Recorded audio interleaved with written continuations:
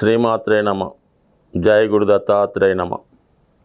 ఈ వీడియోలో మనం గృహ నిర్మాణం చేసినప్పుడు కానీ మనం నివసిస్తున్నటువంటి అపార్ట్మెంటు సొంతదైనా అద్దెదైనా ఒకవేళ కొనుక్కునేటప్పుడు బాత్రూముల విషయంలో ఎటువంటి జాగ్రత్తలు తీసుకోవాలి, అసలు ఎన్ని బాత్రూములు ఉండొచ్చు అన్న విషయాన్ని మనం ఈ వీడియోలో తెలుసుకునే ప్రయత్నం చేద్దాం. ఏదైనా బాత్రూములు సంఖ్య ప్రధానమైతే కాదు కానీ అవి ఖచ్చితంగా ఉండవలసిన దిక్కులో ఉంటేనే అనుకూలత ఏర్పడే అవకాశం ఉంది. సాధారణంగా పొరపాటునైనా సరే ఎట్టి పరిస్థితుల్లో కూడా తూర్పు వైపు, అంటే మనం గృహంలో తూర్పు వైపు చూస్తున్నప్పుడు 3 భాగాలు మనకు వస్తాయి. తూర్పు ఈశాన్యం, తూర్పు అంటే మధ్య భాగం, అలాగే ఆగ్నేయం. ఈ 3 భాగాలు కూడా ఆ గృహంలో నివసిస్తున్నటువంటి అందరి మీద కూడా ఎక్కువ ప్రభావం చూపిస్తాయి. ముఖ్యంగా ఆర్థిక పరిస్థితి, ఆరోగ్యం, అలాగే క్యారెక్టరు. ఈ 3 భాగాల్లో కూడా ఎట్టి పరిస్థితుల్లో కూడా బాత్రూమ్ ఏర్పాటు చేసుకోవడం వల్ల నెమ్మదిగా ఆ గృహంలో ఉన్నటువంటి వారు ఏదో విధంగా ఇబ్బంది పడడం, పతనం అవడం జరుగుతుంటుంది. కాబట్టి ఆ దిక్కులో ఎట్టి పరిస్థితుల్లో కూడా పెట్టుకోకూడదు. మరి అలాగే దాని తర్వాత ఉత్తర దిక్కు, మనకి తూర్పు దిక్కు ఆరోగ్యాన్ని ఇస్తే ఉత్తరం కుబేర స్థానం ఐశ్వర్యాన్ని ఇస్తుంది, అలాగే సంపదను కలిగిస్తుంది, స్త్రీలకి అనుకూలంగా ఉంటుంది. అలాగే మరి ఉత్తర దిక్కు ఏముంటాయి? ఉత్తరం, ఉత్తర ఈశాన్యం, ఉత్తర వాయువ్యం. ఈ 3 భాగాల్లో కూడా ఎట్టి పరిస్థితుల్లో కూడా బాత్రూంలు ఉండకూడదు. పొరపాటుని ఉత్తర ఈశాన్యంలో ఉంటే ధనానికి ఇబ్బంది కలుగుతుంది.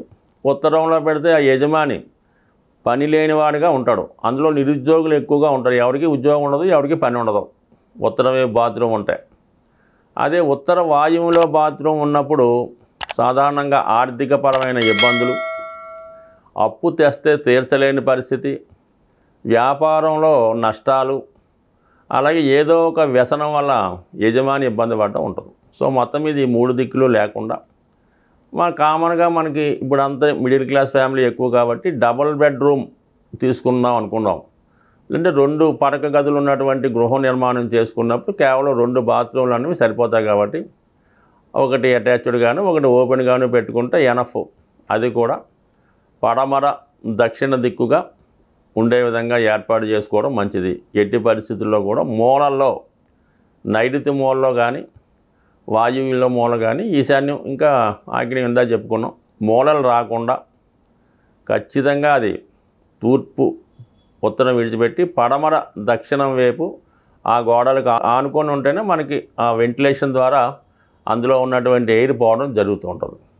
సో 3 బెడ్రూములు ఉన్న వాళ్ళకి కూడా సాధ్యమైనంత వరకు 2తోనే సరిపెట్టుకుంటే బెటర్. అంటే ఏది ఉంటుంది మనకి ఒక గృహంలో ఏవి ఎక్కువగా ఉంటే అది ఆ గృహంలో డామినేట్ అవుతుంటుంది. మనకి ఏదో వంటగది అన్నది ఎప్పుడు ఒకటే ఉంటుంది. కామన్గా అది ఎవరు 2 పెట్టుకోరు.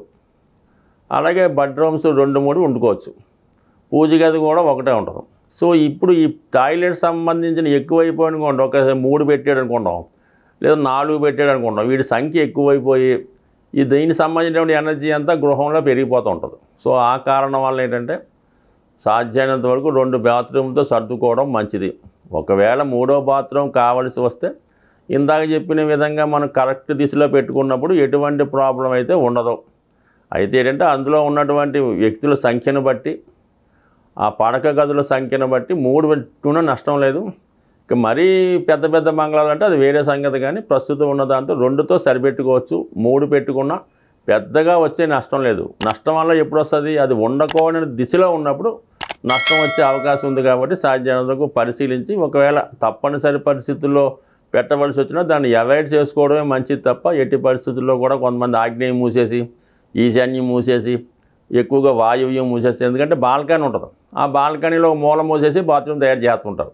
అలా చేయడం వల్ల ఎక్కువ శాతం అనర్థాలు వచ్చే అవకాశం ఉంటుంది. కాబట్టి సాధ్యమైనంత వరకు ఉండకూడని దిశలో ఉండకపోవడం కన్నా చక్కగా 2 పెట్టుకుంటే బ్రహ్మాండంగా హ్యాపీగా గృహం దినదినం వర్ధిల్లుతూ చక్కగా హ్యాపీగా ఉండే అవకాశం ఉంది. స్వస్తి.